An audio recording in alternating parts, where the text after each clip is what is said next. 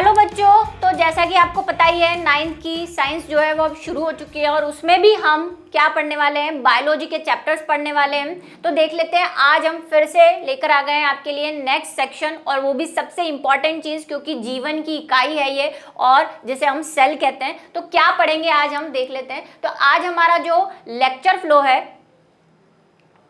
वो है कोशिका सिद्धांत की परिभाषा देखनी है हमें आज, और कोशिका का सिद्धांत देखना है। ये दो चीज आज हम पढ़ेंगे। तो शुरू करते हैं। सबसे पहले कोशिका की परिभाषा, कि कोशिका तो बता दी आपने मैम, ऑनियन सेल भी बता दी आपने, उसमें क्या है क्यों है ये सब भी बता दिया, लेकिन हम इसको डिफाइन कैसे करें। तो आप बोलेंगे जो चैप्टर का नेम है जीवन की मौलिक इकाई, लेकिन हमें एक सभ्य और अच्छी परिभाषा देनी है। तो क्या है कोशिका की परिभाषा? तो हम कोशिका की परिभाषा देख लेते हैं कि कोशिका सजीव की, सजीव मीन्स लिविंग थिंग्स जितने भी है, की संरचनात्मक एवं कार्यात्मक इकाई है। क्या मतलब हुआ मैम इसका? तो सबसे पहले हम देख लेते हैं सजीव, जो आपको पता ही है कि सजीव क्या है, जितने भी लिविंग थिंग्स हैं।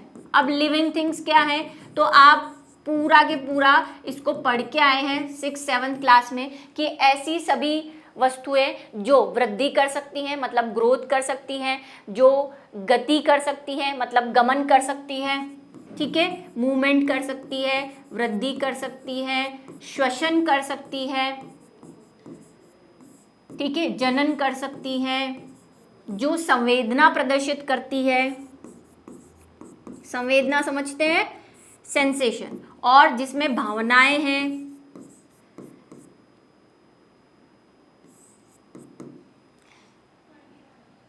ठीक है, भावनाएं हैं। ऐसी सारी चीजें जो हैं वो सजीवों में आती है। अब आप बोलेंगे संवेदनाएं और भावनाएं तो धीरे धीरे पढ़ेंगे, प्लांट में भी होती है। और कौन आते हैं इसमें? सारे तो प्लांट यानी सारे पादप, और सारे ही एनिमल यानी सारे ही जंतु। तो सजीवों की जितनी भी लिविंग थिंग है उनकी जो है पहली संरचनात्मक, संरचना क्या होती है? संरचना का मतलब होता है, संरचना का मतलब होता है बनना। बनना मतलब कोई भी चीज किससे बनी हुई है। जैसे अगर आप बोलेंगे कि मैं आपको बोलूं कुर्सी, तो कुर्सी किससे बनी हुई है? कुर्सी मैम लकड़ी से बनी हुई है। ऐसे ही जब हम सजीवों की बात करते हैं कि सजीव किससे बने हुए हैं, तो सजीव जो है, आपने प्याज की कोशिकाएं देखी थी। प्याज क्या है? एक प्लांट है। प्लांट है तो प्लांट में जब हमने उसको खोला प्याज को, तो हमने छोटी छोटी कोशिकाएं देखी। इसी तरह मैंने आपको बोला था कि एक और मेरा प्रैक्टिकल है चिक सेल का, उसको आप देखें तो आपको पता चलेगा कि वो मैंने गाल की कोशिकाएं, मतलब हमारी कोशिकाएं निकाल कर बताई है कि तो हमारी जो पूरे शरीर में बहुत जगह, सब जगह क्या होती है? कोशिकाएं होती है। एग्जाम्पल आप ऐसे समझ सकते हैं कि जैसे आपका घर है, ठीक है, घर किससे बना होता है मैम? दीवार से। दीवारें किससे बनी होती है? ईंट, पत्थर, है ना, जिससे भी आप बनाए। अब आप बोलेंगे मैम सीमेंट भी होती है। हाँ, तो हमारे शरीर में कोशिका के अलावा ऐसी बहुत सारी सीमेंट भी है, लेकिन अभी हम जब कोशिका के काम करें, तो जिस तरह घर की एक दीवार या घर किससे बना होता है? ईंटों से, ब्रिक से बना होता है, ठीक है। इसी तरह हर सजीव की, तो ईंट क्या हो गई? इस घर की सबसे छोटी इकाई हो गई। मतलब घर को अगर हम सबसे छोटे पार्ट में बांटना चाहते हैं कि क्या किससे मिलकर घर बना हुआ है, तो ईंटों से मिलकर बना हुआ है। तो ईंट है क्या है? इस घर की मेन बुनियाद है। इसी तरह सजीवों की जो मेन बुनियाद होते हैं, मतलब सजीव मतलब सारे प्लांट और एनिमल, इतने बड़े शरीर लेके जो हाथी है, वो उसकी भी सबसे छोटी इकाई जो हमारी ईंट है वो क्या है? कोशिका। और इसीलिए हम क्या कहते हैं? इसको इकाई कहते हैं। इकाई का मतलब यूनिट, मतलब सबसे छोटी चीज जिसको बार बार दोहराने पर क्या बन जाए? कोई चीज बन जाए। जैसे कुर्सी है, कुर्सी को मैं लकड़ी के पार्टिकल्स को, लकड़ी की चीजों को हमने बार बार मिला के क्या बना दिया? कुर्सी बना दी। घर में ईंटों को बार बार लगा के क्या बना दिया? घर बना दिया, दीवार बना दी। तो ऐसे सजीवों में बार बार ये इकाई लगाने से जो चीज हमारे सामने आई वो सजीव या सजीव चीजें थी, तो उसकी इकाई क्या हो गई हमारी? ये कोशिका, जिसे हम क्या कह रहे हैं? सेल। जैसा कि आपने देखा ऑनियन में जो थी वो बहुत सारी छोटी छोटी कोशिकाएं थी इस तरह की। और सजीवों में यानी हम में भी जो चिक सेल आप देखेंगे। तो ये पहली बात समझ में आई कि सजीव की क्या है, संरचनात्मक। संरचनात्मक का मतलब बनने की इकाई है, ठीक है, बनना, उसको बनाने में किसका योगदान है, कोशिका का। दूसरा है कार्यात्मक। कार्यात्मक में दो टुकड़े समझ रहे हैं आप, एक तो कार्य, कार्य मतलब वर्क, आत्मक का मतलब जैसा या करने लायक, ठीक है। तो कार्य किसे कहते हैं, कोई भी चीज अगर आप कर रहे हैं, जो सबसे पहले बचपन में पढ़ी होगी ना, संध्या की क्या, क्रिया की क्या परिभाषा होती है, वही क्रिया है। कोई भी कार्य जब हम करते हैं तो उसे हम क्या कह देते हैं, क्रिया कहते हैं। तो कार्य क्या है, किसी चीज का होना। तो क्या होना, जो ये आपने जितने सारे लक्षण देखे अभी सजीवों के, गति करते हैं, वृद्धि करते हैं, श्वसन करते हैं, जनन करते हैं, संवेदनाएं करते हैं, और फालतू की पचड़ पचड़ भी करते हैं, बातें भी करते हैं, है ना, हंसी मजाक भी करते हैं, है ना, दूसरों की टांग भी खींचते हैं। तो ये सारी क्रियाएं जो हैं, ये करने के लिए किसकी जरूरत है हमें, कोशिका की। क्योंकि जब कोशिका ही नहीं होगी तो शरीर कैसे बनेगा, शरीर ही नहीं बनेगा, ये हाथ ही नहीं बनेगा, शरीर का पार्ट ही नहीं बनेगा। ये हाथ किससे बना हुआ है, कोशिकाओं से। अगर ये हाथ ही नहीं बना तो चाटा किसको मारोगे, है ना। और वृद्धि कैसे करोगे, ये जो इतने से बच्चे से आप इतने बड़े बन गए हो, ये कैसे बने, वृद्धि, कोशिकाएं क्या हो रही है, कोशिका में वृद्धि होती है, कोशिका बड़ी भी होती है, कोशिका संख्याओं में भी वृद्धि करती है, तब जाके आप इतने से भ्रूण से, मतलब छोटे से बेबी से आप इतने बड़े क्या बन जाते हैं, बच्चे, और भी बड़े होंगे, बुढ़े भी होंगे, ठीक है। श्वसन, सांस ले रहे हैं, तो सांस भी, आपके शरीर की हर चीज में क्या प्रेजेंट है, कोशिका प्रेजेंट है। और यही कोशिकाएं मिलके आपके जीवन के ये जो कार्य है, वृद्धि, श्वसन, चलना फिरना, हंसना बोलना, ये सारे कार्य कौन कर रहा है, कोशिका।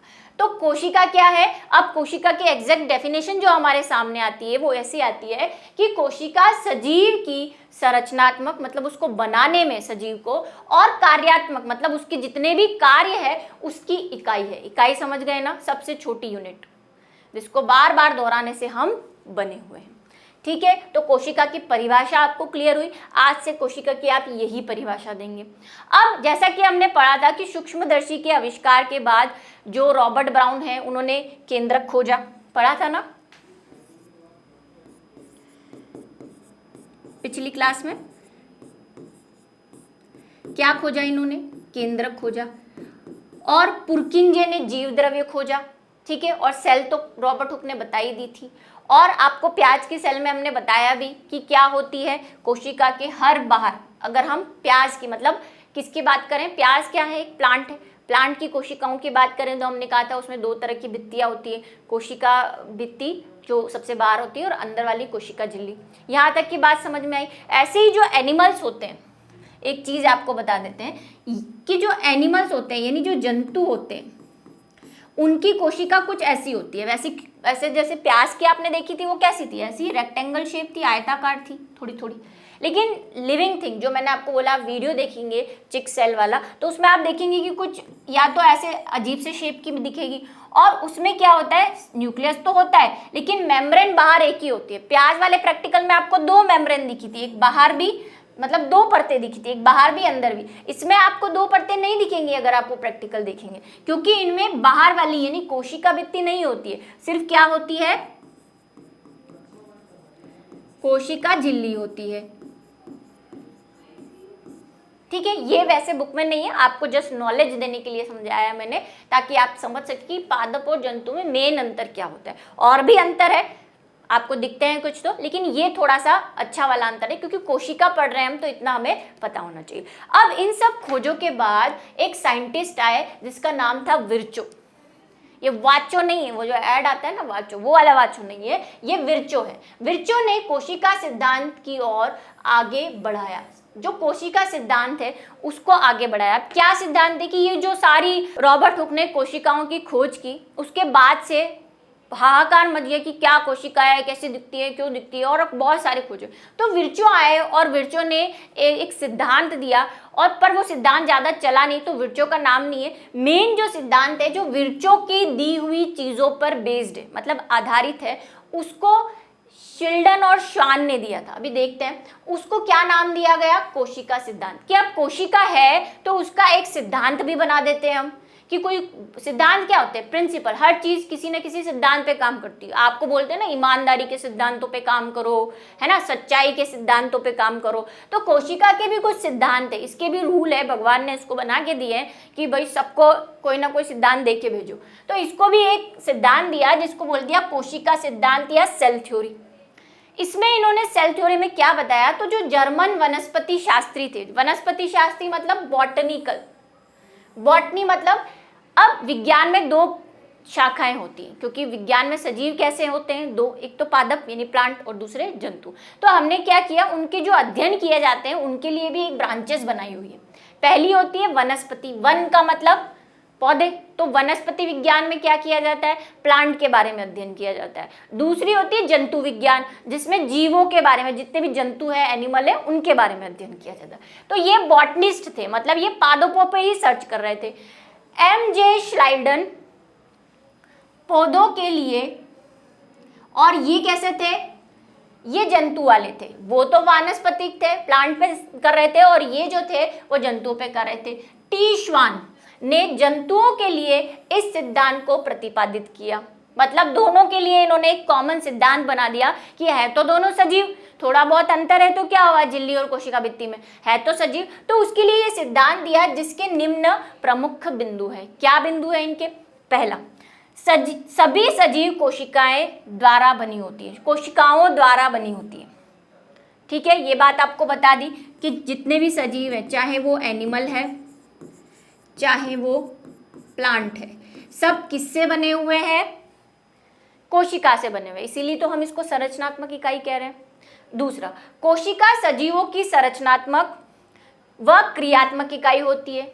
ठीक है, बता दिया क्या होते हैं संरचनात्मक और क्रियात्मक, हमने परिभाषा में इसको समझ चुके हैं कि बनाती भी है और उसके काम भी करती है, इकाई है। तीसरा, कोशिकाएं आनुवांशिक एकक होती है। अब ये क्या चीज है, एकक का मतलब वही इकाई, यूनिट। ठीक है, तो यूनिट ऑफ हेरिडिटी बोल सकते हैं इसको। अब ये क्या बात होती है, ये समझेंगे आप कि आप जब पैदा हुए थे या जन्म लिया था आपने, या आपके घर में कोई जब बच्चा जन्म लेता है, ठीक है, तो आप उसके घर जाते हैं मिलने के लिए, उससे आपके मम्मी पापा है ना, सब मिलने जाते हैं, बहुत सारे लोग आते हैं उससे मिलने के लिए, और उसको कहते हैं यार ये तो अपने पापा जैसा दिख रहा है, बोलते हैं ना कि इसका फेस तो इसकी मम्मी पे गया है, इसकी नाक तो इसके पापा पे गई है, और बहुत थोड़ा और बड़ा हो जाता है और बहुत शैतानियां करता है। जैसे आपको भी बोलते होंगे, आप जब स्कूल में घर में बहुत शैतानी करते तो अपने पापा पे गया है पूरा, पहले जैसे दिन भर शैतानी करते रहते थे, वो भी जब छोटे थे तो बहुत शैतानी करते थे, ऐसे बोलते हैं ना। तो ये जो है कि ये जैसा वर्ड कि पापा जैसा दिखता है, मम्मी जैसा दिखता है, ये जो समानताएं हैं थोड़ी थोड़ी, पूरे तो समान नहीं है ना, पूरे समान होते तो ट्विंस होते, दिखने में थोड़ी बहुत शक्ल समान होती है और कुछ कैरेक्टर थोड़े से हमें मम्मी के भी होते हैं, थोड़े से ये पापा के भी होते हैं। तो ये कहाँ से आए हैं, क्यों आए हैं, क्योंकि हम क्या हैं, उनके बच्चे हैं, है ना, हमारे मम्मी और पापा के बच्चे हैं, और वो भी कोशिका से बने हुए हैं, हम भी कोशिका से बने हुए हैं। तो जब हमारा जन्म हुआ तो हमें कुछ कोशिकाएं, मेनली आपको मैं कोशिकाओं से भी समझाऊंगी, थोड़े जब आप बड़े होंगे तो आपको समझ में आएगा। या आपने कोई वर्ड सुना होगा जीन, कि जो हमारे ये लक्षण होते हैं ना, बालों का काला होना, गोरा होना, है ना, ये सारे जीन पे डिपेंड करते हैं। जीन कहाँ होते हैं, जीन वैसे कोशिकाओं में होते हैं। तो अभी आपके अकॉर्डिंगली मैं आपसे सिर्फ यही कहना चाहूँगी कि आप में कि कुछ कोशिकाएं या जीन आपकी मम्मी से आई है, कुछ कोशिकाएं या जीन आपके पापा से आए हैं।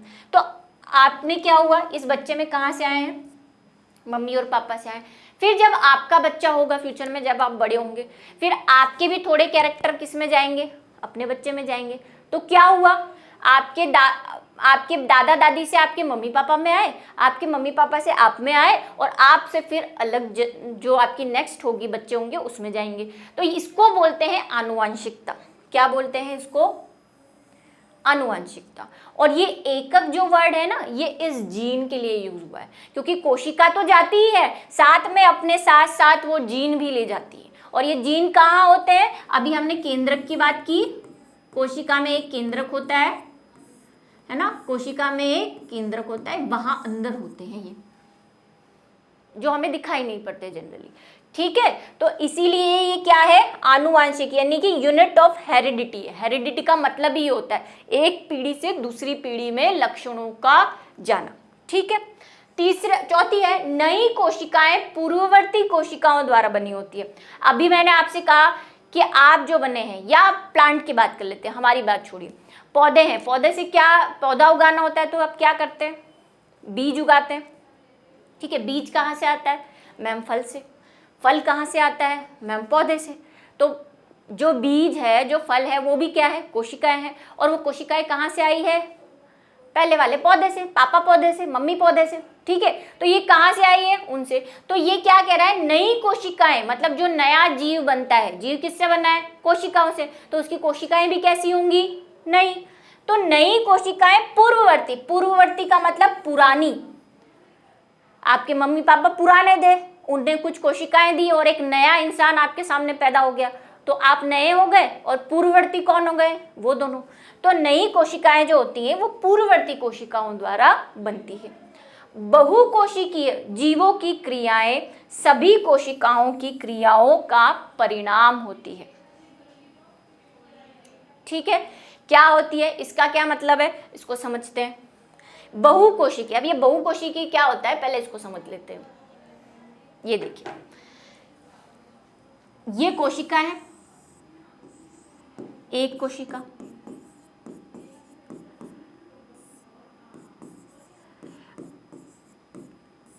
ठीक है।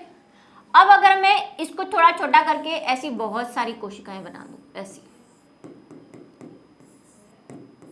कोशिकाओं का गुच्छा बना दूं, क्या हो गई ये, कोशिकाएं, है ना, सिंगुलर प्लूरल।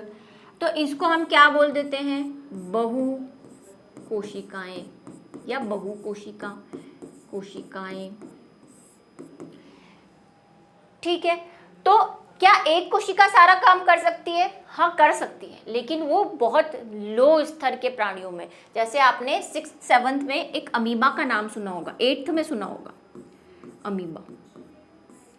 ये अमीबा क्या होता है, इसमें सिर्फ एक ही कोशिका होती है ना। लेकिन ये क्या होता है, बहुकोशिकीय कौन होते हैं, जैसे हम, है ना, मानव,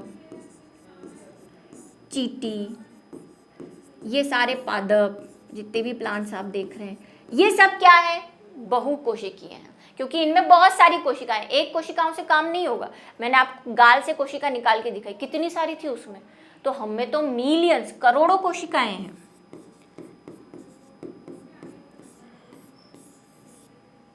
ठीक है, तो ये क्या कह रहा है कि बहुकोशिकीय जीवों की क्रियाएं सभी कोशिकाओं की क्रियाओं का परिणाम होती है। मतलब अगर एक कोशिकीय जीव है तो उसकी सारी क्रियाएं यही करेगा। आपने 8th में पढ़ा है कि अगर अमीबा को खाना खाना होता है तो वो भी इसी कोशिका में एक कप बनता है और खाना अंदर चला जाता है, मतलब छोटे छोटे जो बैक्टीरिया होते हैं वो इसके अंदर चले जाते हैं। फिर खाना खाया है तो पचाना भी पड़ेगा, तो पचाने का काम भी यही करती है। सांस ले रहा है अगर, तो सांस भी यही लेगी, क्योंकि कुछ है ही नहीं इसके पास। लेकिन हमारे पास बहुत सारी कोशिकाएं, सब अलग अलग है ना। चाटा मारना हो तो हाथ काम में लेते हैं, दौड़ना हो, लात मारनी हो तो पैर काम में लेते हैं, बोलना हो तो मुंह काम में लेते हैं। तो इन सब में अलग अलग कोशिकाएं, तो हमारे पास हर काम करने के लिए अलग अलग कोशिकाएं। तो ये कह रहा है कि ये जो कार्य होते हैं जितने भी, ये सब किससे होते हैं, भिन्न भिन्न कोशिकाओं से।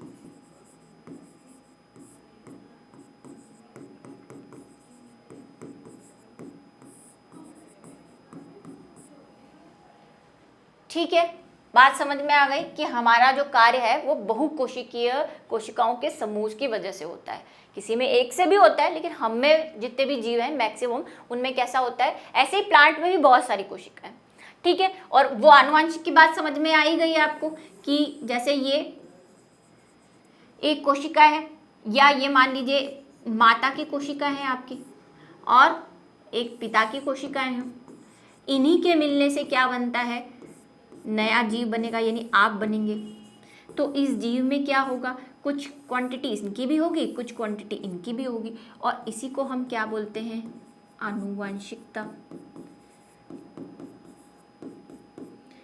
और फिर आपकी भी शादी होगी, है ना, फिर आपके भी बच्चे होंगे, तो उन बच्चों में भी क्या होगा, आप दोनों के जीन्स, कुछ कोशिकाएं आपकी जाएंगी, कुछ इनकी जाएंगी और नया जीव बनेगा। तो आपकी कोशिकाओं में इनकी भी मिली हुई है, तो एक तरह से कुछ इनका भी भाग है, कुछ इसका भी भाग है, कुछ इसका भी भाग है, तो ये पीढ़ी दर पीढ़ी चलता रहता है।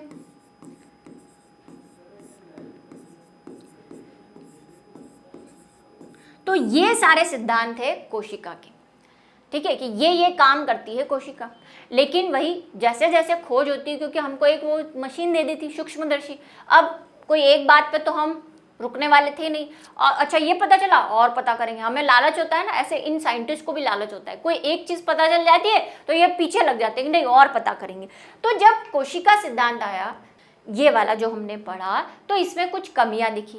क्या कमियां? वो ये थी कि कोशिका सिद्धांत के अपवाद थे। अपवाद मतलब ये कोशिका सिद्धांत जो अभी हमने 5-6 पॉइंट पढ़े, ये कहाँ कहाँ लागू नहीं होते हैं। कहाँ लागू होते हैं वो तो मैंने आपको एग्जाम्पल से बता दिया, लेकिन कई जगह ये लागू नहीं भी होते हैं, तो उनको क्या कह देते हैं हम? अपवाद कह देते हैं। ये अपवाद का ये मतलब होता है कि मैं आपको समझाती हूँ कि आपके परिवार में सारे लोग जो हैं वो डॉक्टर हैं, ठीक है, आप बड़े हुए, आपसे भी सबको यही इच्छा थी कि आप क्या बनोगे?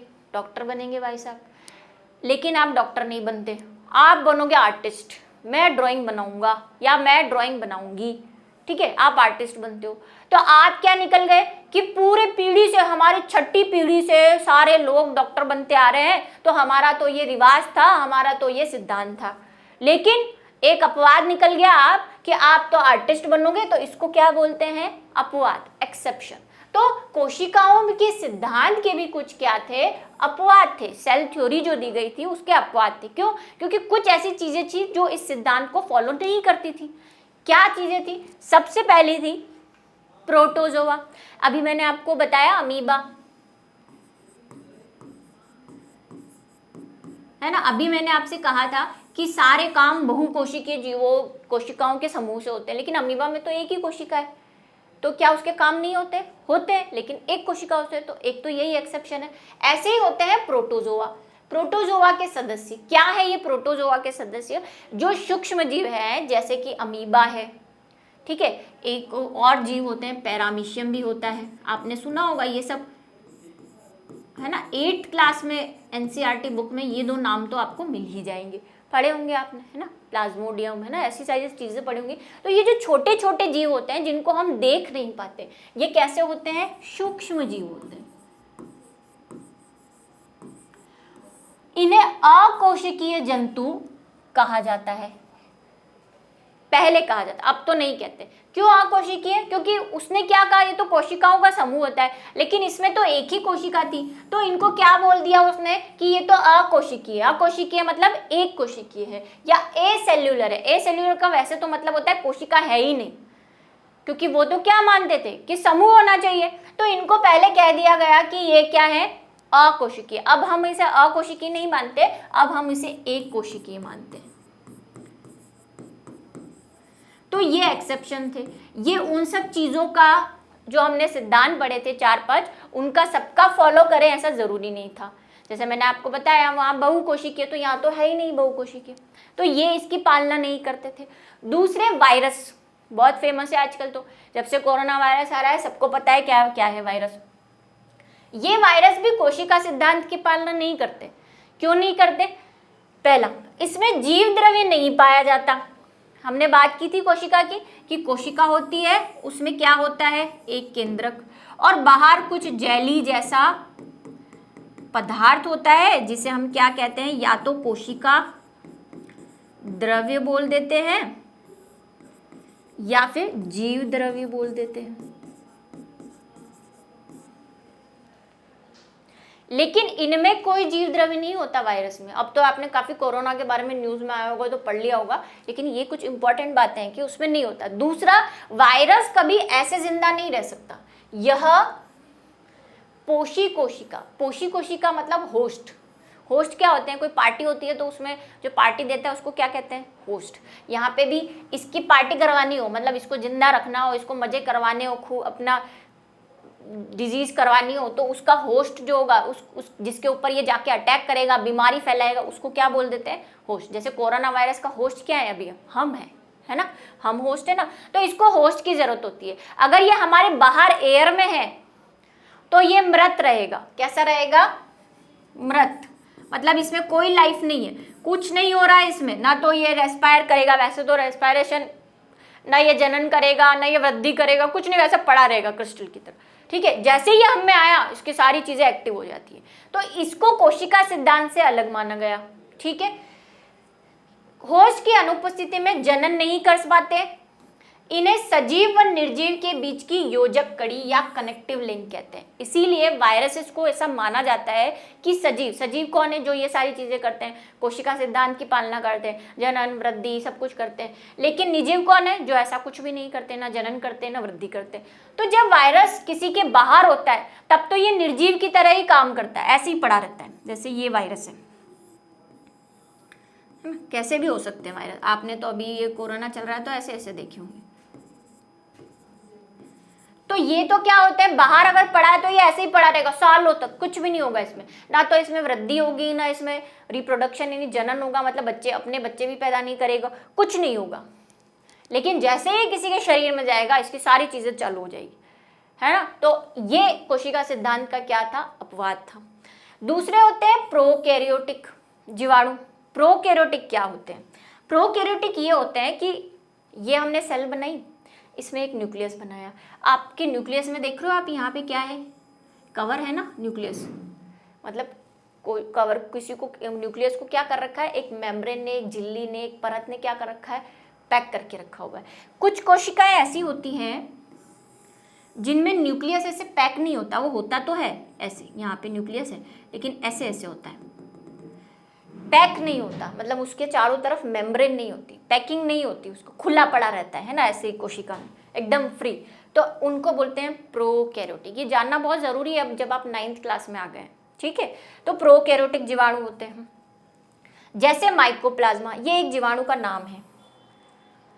आपको जान के हैरानी होगी कि अभी तक जितनी भी खोज हुई है उसमें सबसे छोटा जो बैक्टीरिया है वो कौन सा है या जीव है, वो क्या है? माइकोप्लाज्मा है। वह नील हरित शैवाल, और माइकोप्लाज्मा में क्या नहीं होती? कोशिका भित्ति भी नहीं होती। ठीक है, ये भी ध्यान रखना। नील हरित शैवाल, इनको बोलते हैं ब्लू ग्रीन एल्गी। अभी 9th में आ गए ना, अभी क्लासिफिकेशन आएगा, इसको पढ़ोगे। नील हरी, ये भी एक बैक्टीरिया के अंदर ही गिने जाते हैं वैसे तो, लेकिन ये एक टाइप के नील हरित शैवाल, मतलब नीला हरा कलर होता है इनका थोड़ा थोड़ा, इसलिए इसको कहा जाता है। सुगठित व सुस्पष्ट केंद्रक का अभाव होता है। क्या है ये सुगठित? ये अभी बताया। ये सुगठित का मतलब होता है ये जैसे अच्छे से पैक किया हुआ है, बढ़िया कपड़े वपड़े पहन के खड़ा है, मस्त सूट बूट पहन के, और उसको देखो कुछ भी नहीं, ऐसे ही फ्री। कभी कोई इधर से कोई लात मार रहा है तो उधर जा रहा है, उधर से कोई लात मार रहा है तो इधर, तो इसको बोलते हैं सुगठित और सुस्पष्ट। तो ये रहा। लेकिन ये कैसे होते हैं प्रोकैरियोटिक? ये सुगठित और सुस्पष्ट केंद्रक का अभाव होता है इनमें। ठीक है, क्योंकि हम कहते आए कि कोशिका होनी चाहिए, कोशिका झिल्ली होनी चाहिए, कोशिका द्रव्य होना चाहिए और केंद्रक भी होना चाहिए, लेकिन इसमें तो केंद्रक नहीं है। वायरस में कोशिका द्रव्य नाम की कोई चीज नहीं है, जिंदा रहता नहीं है किसी और के बाहर। तो ये सारी चीजें क्या हो गई? कोशिका सिद्धांत के अपवाद हो गए। और आपको ये याद रहना चाहिए, आगे काम आएंगे, आगे के जो चैप्टर्स आ रहे हैं उनमें बहुत काम आने वाले हैं।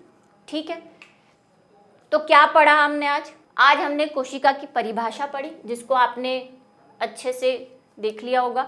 उसके बाद हमने कोशिका सिद्धांत पढ़ा कि क्या क्या कोशिका सिद्धांत के अंतर्गत आता है, क्या क्या ध्यान में रखना है हमें। बुक में ये सारे पॉइंट दे रखे हैं लेकिन अलग अलग जगहों पे दे रखे हैं, हमने इसको थोड़ा एक साथ आपको दे दिया है, आप इससे नोट कर सकते हैं। उसके बाद कोशिका सिद्धांत के अपवाद कि क्या क्या कोशिका सिद्धांत के अपवाद थे, मतलब कौन कौन इनको फॉलो नहीं करता। तो वायरस नहीं करते, ये छोटे छोटे जीव जो है प्रोटोजोआ, अमीबा, पैरामीशियम, ये सब फॉलो नहीं करते। प्रोकैरियोटिक यानी कि ये जो बैक्टीरिया हैं, ये नील हरित शैवाल हैं, माइकोप्लाज्मा है, ये भी इसको फॉलो नहीं करते, जो कि क्या कहलाते हैं? प्रोकैरियोटिक कहलाते हैं। और साथ में हमने देखा कि एक कोशिकीय क्या होते हैं, बहुकोशिकीय क्या होते हैं और क्या आनुवांशिकता होती है। तो इसी के साथ आज का जो लेक्चर है हम आज छोड़ते हैं, और नेक्स्ट हम क्या पढ़ेंगे? कोशिका की संरचना पढ़ेंगे, तो उसके लिए इंतजार कीजिए।